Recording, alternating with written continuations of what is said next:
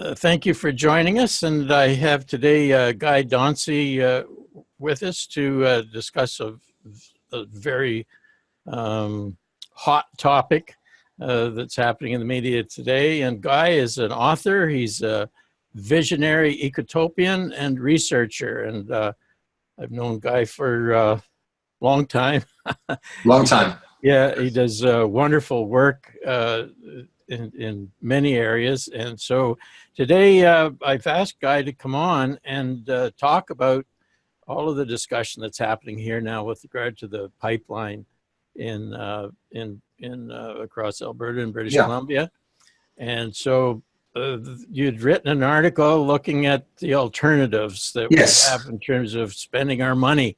So maybe you could begin the discussion there a little bit. Yeah, so, thanks, Duncan. Let me just start right at the beginning with this article that I wrote, and I'll just do a share screen thing so we can see what we're getting at here. And there we go. So initially, basically, I'm saying that the $4.5 billion that Justin Trudeau has committed of Canadians' money to buy the pipeline from Kinder Morgan, if the same money was spent on wind energy, it would generate 155,000 jobs compared to the maximum 5,000 jobs from the pipeline. So this is a bit of a no-brainer. So just as a background here, the pipeline we're talking about, the Kinder Morgan pipeline, the existing pipeline runs from Edmonton to Vancouver. And Kinder Morgan wants to expand its output so it can take a lot of diluted bitumen from there to the coast. And basically, we're talking a big pipeline here. And my friend Elizabeth May has, who actually got arrested in order to try and stop this pipeline, who says, I'm choking on the lies and hypocrisy. And some of these lies and hypocrisy include things like that the $4.5 billion doesn't include the construction cost for the expansion, which could increase it to over $11 billion. The pipeline was valued at only $550 billion by Kinder Morgan in 2007. The expansion still has to pass the National Energy Board's 157 conditions, still has to pass a dozen court challenges before it can be built. It'll devastate local ecosystems if there's a diluted bitumen leak on any of the 800 bodies of water that it crosses. It would increase oil tanker traffic in the Burrard Inlet from 30 tankers a year to over 400.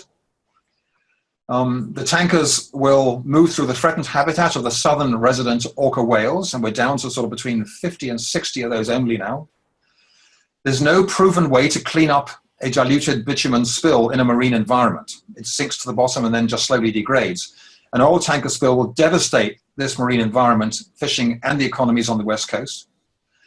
Shipping out the unprocessed diluted bitumen to refineries in other countries simply ships out Canadian jobs compared to refining it inside Canada.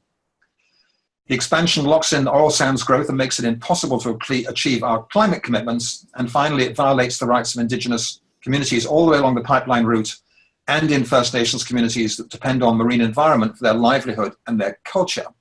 So there's been a lot of protest against this in British Columbia by First Nations and by regular citizens who really value the nature of our ocean. And we've seen what happened with the Exxon Valdez oil spill, the danger of an oil spill of this time, not even oil that floats, but oil that sinks and then degrades into the whole ocean.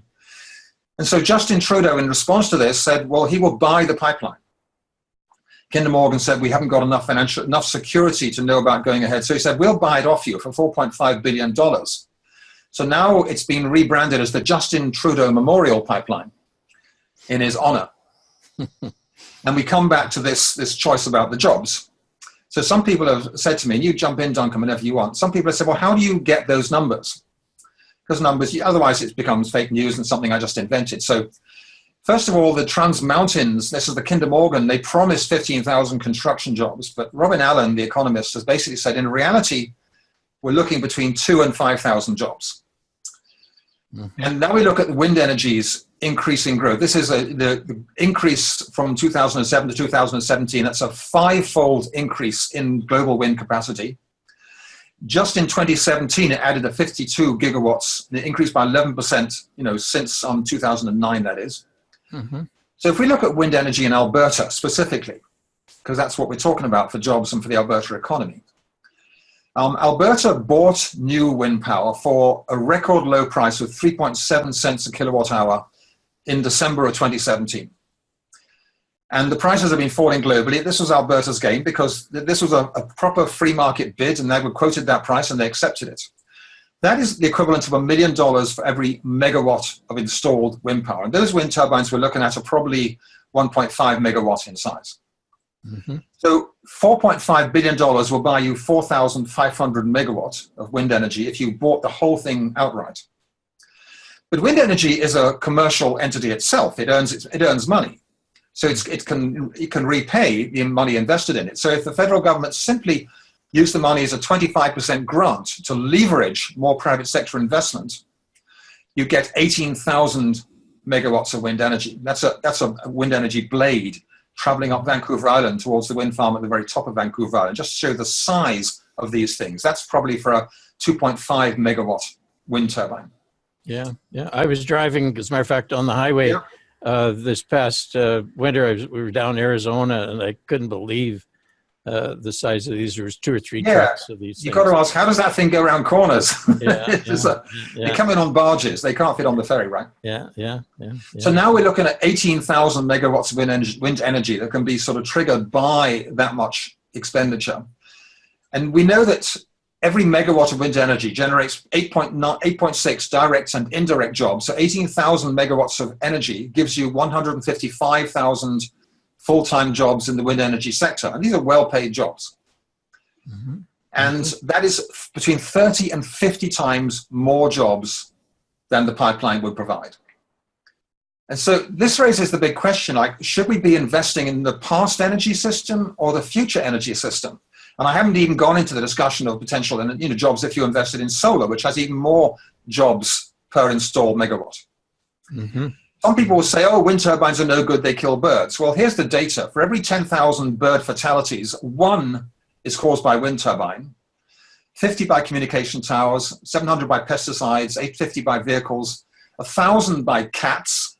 So cats kill 1,000 times more birds than wind turbines.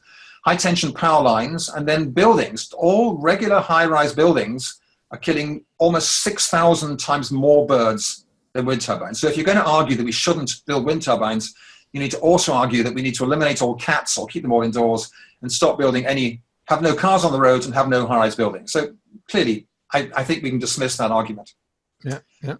So this very week, New Scientist magazine in Britain has come up with a cover story about 100% renewables, arguing that we can do this. We can generate enough energy for the whole planet using renewable energy for electricity, for transportation, for our buildings, and for industrial and commercial uses. And the city of Vancouver already has voted to do just that. And we're talking about 100% renewable energy here, not just for electricity, but for transportation and buildings as well. And Victoria followed suit, and they voted to go to 100% renewable energy as well. And so the context to all this is the climate crisis, because the 50% of the opposition to the pipeline is about the danger of a spill, and 50% is because it's just adding to the climate crisis. The more fossil fuels we burn, the greater the chance of dramatic floods, dramatic forest fires, downpours, droughts, all that kind of craziness. And here's a bit of data that shows that the black line shows the rise in carbon dioxide and the carbon dioxide comes explicitly from burning carbon in fossil fuels. So all that, from 1880 into the present time, and this is about, 10 years out of date, it's way above 400 parts per million. It comes from burning fossil fuels and destroying forests. And we have a choice. We really have a choice between what kind of future we want for ourselves and our children and our grandchildren for the next 500,000 years. Everyone knows the fossil fuels are going to run out. Even the people in the oil industry say, yes, we know there'll be a transition, but they say, well, no hurry, we'll wait till 2050, wait till 2080. Because whenever you say that, it's basically saying, it's not our problem, it's tomorrow's problem. The children can look after this one. Well, I spent 25 years deeply immersed in this. I've written 2 major books on the solutions to global warming, The Climate Challenge, published in 2009, and the book Stormy Weather, published back in 2000, 18 years ago. So I really dove deep into what the solutions are. And I'm really clear, along with one of the top climate scientists, James Hansen, we stand at this choice a fork in the road. We either go the direction of more fossil fuels, more pipelines, more natural gas, more coal, more oil, and a very dangerous, expensive future, or we go the direction of green energy. Yeah. And Mark Carney, the governor of the Bank of England, who's a Canadian, has said, look, this climate transition is a $5 to $7 trillion opportunity for investors in the capital markets. We're making a transition of the whole planet off fossil fuels and into renewable energy. So why would we not want to do this? Why would we want to continue investing in the old energy regime when we got, this transition? So look at this in context of time. We need energy. It's really clear. We spent 300,000 years burning firewood and then charcoal. And then only 300 years ago did we start discovering fossil fuels. And when we made the transition to the solar age, which includes solar and wind and all kinds of renewable energy, it's going to last 1 billion years because the sun doesn't start going crazy on us and turning into I never know whether it's a red giant or a black dwarf, but we have to evacuate the planet in 2 billion years' time. But 2 billion years is quite a long time. And in once we move into the sort of renewable energy, every year, the price of energy falls and the technology improves. Mm-hmm. It's absolute no-brainer. So think of it as transition from the age of firewood to the age of fossil fuels into the solar age, but that butterfly is going to live for 2 billion years. And already in the last 10 years, we've seen a dramatic fall in the price of solar energy and wind energy. Imagine that technology improvement continuing for 20, 50, 100, 2,000, 20,000 years. And here we are choosing to invest not in the renewables, but in the old stuff. So I did a full jobs analysis saying if we did a complete 100% transition to renewable energy over 20 years, like by the year 2040, I discovered we get twice as many green jobs in Canada. In the long run, when it settles down, after the transition, we lose 800,000 fossil fuel jobs. That's direct jobs and indirect jobs and what they call induced jobs. But we gain 1 million green energy jobs. The only fly in the ointment is some of those jobs, the engineering jobs are paying, a good $80,000, $90,000 a year. They're not paying $150,000 a year, which a welder can get in the tar sands. So there's one difference. But frankly, when you meet the welders in the tar sands, they say, I really don't want to be doing this. I'm living in a labor camp. I'm away from my family. It's not what I want to spend my life doing. Yeah. So the green energy sector surpassed the total oil sands employment just, this month. They've got a brand new report from Clean Energy Canada, came out today. They had a 93% increase in green energy jobs since 2009. So this revolution is already happening. It's not a matter of should it happen, shouldn't it happen. But people say, well, we need oil. How can we manage without oil? So this is the fear of life without oil. We're back to the Stone Age or an old VW car in a horse age, right? And here's the thing, the revolution in electric vehicles is about to sort of really take off. And it's all driven by the falling price of lithium batteries. And it's a steady fall in price. And as the price falls, the price of electric vehicles falls. And you can see all these curves, and the graphs are tending to that red zone at the bottom when it hits $100 per, I think, storage for 100 kilowatt hours of energy. You're getting a price now where the vehicles cost the same as a conventional car. Mm-hmm. So by the year, in this chart, you can see in 2018, whereas an affordable SUV is $35,000 to $40,000, an average, then the price rises. And then by 2022, you get an electric vehicle with a 200-mile or 300-kilometer range costing the same as a conventional car. But with a conventional car, it's costing on average 10 cents a kilowatt hour to run. Electric cars costing 1 cent a kilowatt hour to run.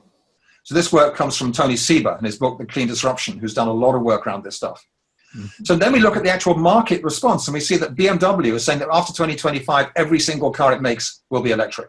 Because they know that by then, nobody is going to want to buy conventional cars because the electric car is going to be so much, basically long-term, cheaper to run, far lower operating costs, far lower servicing costs, and generally more cool and desirable. Holland is preparing to ban the purchase of gas and diesel cars by 2025 because they know that 90% of their country is heading towards being flooded by the sea level rise that's coming. 10% of the country is already below sea level. Norway is assuming that electric cars will have a 100% share of new car sales by 2025. Do you have friends who drive an electric car, Duncan? As a matter of fact, you've mentioned BMW. I just had a fellow from Calgary call me a couple of days ago, and he was quite excited because he just got a brand new, it was a high-end BMW electric car, and he was really excited about it, the range and the performance and everything. You see, even with the people say, well, how do I travel across Canada? I need recharging stations, and absolutely. Well, the first gasoline cars didn't have gas stations everywhere, but 90% of our trips are within range of home, and you recharge in your own garage at night. Mm-hmm. When you go on a road trip, you pull in at your Tim Hortons or wherever it is you stop, and you stop for a half-hour break after driving 400 kilometers, and you recharge the car at a supercharger while you're having a break from driving. So it's all normalized in the future. Mm-hmm. Norway's also developing electric ferries. So this is on a half-hour route now, and they've also, if we electrified all the trains in Canada, there's 14,000 jobs a year for 25,000 a year for 25 years, right? Yeah. So this revolution is really a choice of what we want our future to be. Mm-hmm. Mm-hmm. Mm-hmm. So a lot of people feel negative and gloomy and despairing about the future, or cynical, or saying the old company's got it all tied up, or they get depressed about it. But it's really a choice, a personal and a political choice. We're just passing the baton. Fossil fuels have served us fantastically. This is not about insulting fossil fuels or degrading them. They've done an amazing job for the last few hundred years. You and I could not be talking on this technology now if it wasn't for the science and engineering that fossil fuels had made possible. Yeah, yeah. So we want to say farewell and thank you to the coal miners, the oil workers, the gas workers, the engineers, and welcome the solar age. It's one of those transitions that happens. We don't burn charcoal anymore. It's a part of human progress. And why would we not want to welcome it all? Now's our time when we got to change. We can't go on with the pollution, the danger, the stress, the climate crisis that's been caused by the fossil fuel thing. Humans are motivated by dreams of life and wholeness, not by nightmares of death and collapse. Nobody wants death and collapse and climate crisis and more flooding. And the last time the world was 3 degrees warmer, the sea level was 25 meters higher. And we're heading for 3 to 4 degrees warmer by the end of this century. So even if the sea level is only 2 meters high by the end of this century, if we get that far, within 200 years, we're going to be seeing a 25-meter sea level rise. So we're dooming our future generations of children to this sort of chaotic future. So Carl Sagan, the cosmologist, said the visions we offer our children, they do shape the future. It matters what these visions are. So I speak in high schools sometimes, and I get all 400 kids on the floor of the gym. And I'll say to them, when you think about the future of our world, what do you feel? Do you feel hope or worry? Out of 400 children, I'll get, this is like that sort of age, 13 to 18 year olds. Mm-hmm. I'll get 5 hands going up saying they feel hopeful, and 395 are worried. Then I show them a full 1 hour slideshow with a longer version of what I just shown you here, with lots of solutions and ideas about climate, about energy, about plastics in the oceans, about the food we eat. And I ask them the same question again. When you think about the future of our world, what do you feel? Hope or worry? And this time I get 200 hands going up, a 40-fold increase, because they've just seen the data, they've seen the evidence, they know that it's possible. And people we're not getting this in the newspapers, we're not getting it in the media. All we get is, the groaning and complaining and the fossil fuel industry saying you've got to go do what we need to do, right? And it's not true. So this is the attitude. So some people say, do you feel optimistic or pessimistic? And I say, well, that's not what matters. If I'm watching a hockey team play or a soccer team, and they're coming into the last 10 minutes and they're losing 3-1 down, I'm an observer, or they're 5-1 down, I can be pessimistic and say this is all over. But if I'm a player and I'm in a hockey team, I'm either determined or I'm defeated. If I'm defeated, the coach is going to pull me off the team. The only game in town is to be determined and do what we can to make this happen. There's the energy revolution waiting for us. It's got clean energy, eliminates air pollution, produces all the jobs we need, produces the energy we need. You can balance the intermittent solar and wind with solid grid stuff like geothermal and solar thermal energy.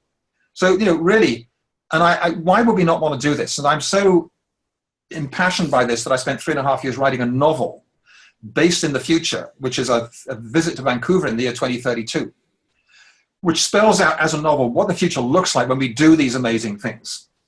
And that's my little quick rant. That's my personal website, thepracticalutopian.ca. That my name is Guy, Dawn and the Sea. There you've got the dawn and the sea together.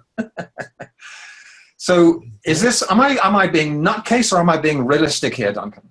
Good. Well, thank you, Guy. So, you know, the way you've presented, you know, it's you know, it doesn't take a lot of deep thought, you know, to see which direction in the road makes the difference. So why, why are we going in the direction we are as opposed to the direction from your presentation that just seems to be, you know, a no-brainer? Yeah, power of money. I think it's very simply the power of money in the fossil fuel sector and influencing politicians, a failure to understand the power of the renewable energy revolution, and one possible third factor, which I've seen almost no discussion about in the media outside the National Observer, which is that maybe when Prime Minister Harper signed that trade agreement with China, that I gather there's a clause in that which guarantees that China will have access for the oil they own in the tar sands to the ocean. And Trudeau wants to keep China happy, so he doesn't want to offend them, so he must have the pipeline, or else China will maybe do some trade challenge as a result of that free trade agreement. But that's something a good journalist should be digging into, because it's maybe a possible hidden factor behind what's going on. And the Chinese have bought some of the tar sands, and they want to be able to sell that stuff. In reality, that's not a problem. There's the other pipelines that are distributing the stuff around the world, and the big ships are now going to a big Louisiana offshore oil port down off the coast of Louisiana. These are 2 million barrel oil ships, and you can't get that size ship into Vancouver anyway. So they won't be making any long-term contracts for shipping the oil from Vancouver. So I think that what's happened is that people get seized by a certain mindset. And the government of Alberta is seized by the determination that their whole economy depends on oil, and they haven't developed much of another alternative economy, even though they've got beautiful landscapes and stuff like that. And the Justin Trudeau Liberal government in Canada is leaning over backwards to do nothing to upset the Albertans, because he's traumatized by his father's distress with the energy plan that went on in the 1980s when Alberta got upset with him. So maybe something like that goes on. He's, I'm not going to make that mistake again. We must keep Alberta happy. And he's got locked into this situation with people in British Columbia passionately concerned to protect their environment and advance this renewable energy future. And people in Alberta, where half the people in Alberta are denying the reality of climate change. Saying it's not a problem, they say. They follow what, Trump says, that it's just a myth infabulated by the Chinese. They ignore what they just don't believe that there is a climate crisis. Mm-hmm, mm-hmm. Especially among conservative voters, do not believe there is a climate crisis at all. We're just whining, complaining tree huggers, inventing fake news. Yeah. Sorry to say that the world's scientists are very, very clear that carbon dioxide traps heat. It's the main thing that keeps us warm and not freezing and we couldn't live on the planet with carbon dioxide. And when you burn ancient fossil fuels, they release carbon, mixes with oxygen, forms carbon dioxide, QED. Mm-hmm. But the economic argument is something that everybody, can subscribe to, just by, looking at clear analysis. I'm just saying there are two economic arguments. And, yes. And especially in the era of Facebook, you can lock into one particular set of thinking and believe that's the truth. Yeah. And I'm saying there's a second set of economic thinking around the renewable energy revolution, which provides the jobs.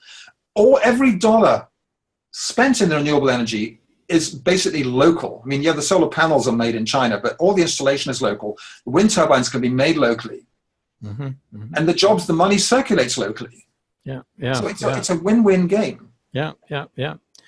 Well, hopefully maybe through the internet, in terms of YouTube and people sharing and that sort of thing, it gives us another way. So people, please do. If you have people just asking questions about this, share this stuff and follow up on my blog, thepracticalutopian.ca, where you'll find the data and the references for all my data. I'm not inventing this stuff out of thin air. It's well researched and it's got solid backgrounds. Yeah. Well, thanks, Duncan. This has been great. Let's do it again. Thanks so much, Guy, and we'll look forward to having another chat before too long. You bet. Take care. Okay. Bye. Thanks so much.